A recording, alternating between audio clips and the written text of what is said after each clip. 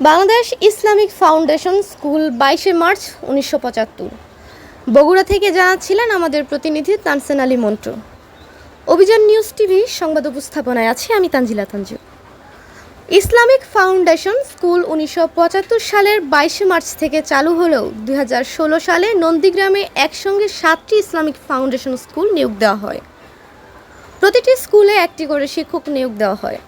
2016 সালে বগুড়ার নন্দীগ্রাম উপজেলায় 7টি স্কুল চালু করা হয়। বর্তমানে নন্দীগ্রাম উপজেলায় 75টি স্কুল চালু হয়েছে। 2023-এর মেধাবী ছাত্রছাত্রীর জন্য সহজ নামাজ শিক্ষা প্রদান করে সরকার। বিস্তারিত দেখুন ভিডিওতে।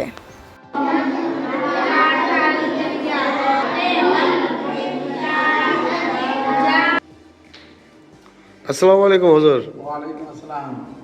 এই যে বই দেওয়া হলো, জি এটা কি এই সালের বই? না, 2023 সালের। এটা কেন পালে এই বইটা? এটা 2023 সালের শ্রেষ্ঠ শিক্ষার্থীদের পুরস্কার।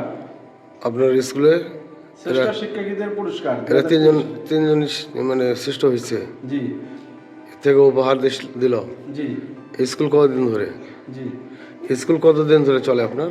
স্কুল চলে 2016 সাল থেকে। 2016 সাল থেকে আপনি স্যার আছেন এখানকার, আপনার দায়িত্বই আছে? জি, আমার দায়িত্বে আছে।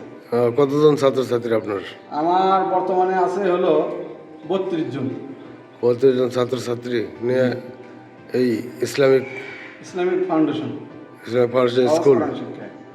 ও আচ্ছা, ঠিক আছে। তো কেমন চলতেছে আপনার স্কুল? জি আপনার স্কুল কেমন চলতেছে? আলহামদুলিল্লাহ, খুব ভালো চলতেছে। দেখতে পাচ্ছেন আপনারা 35 জন ছাত্রছাত্রী নিয়ে এই স্কুল আজকে পুরস্কৃত করা হলো 2024-এর।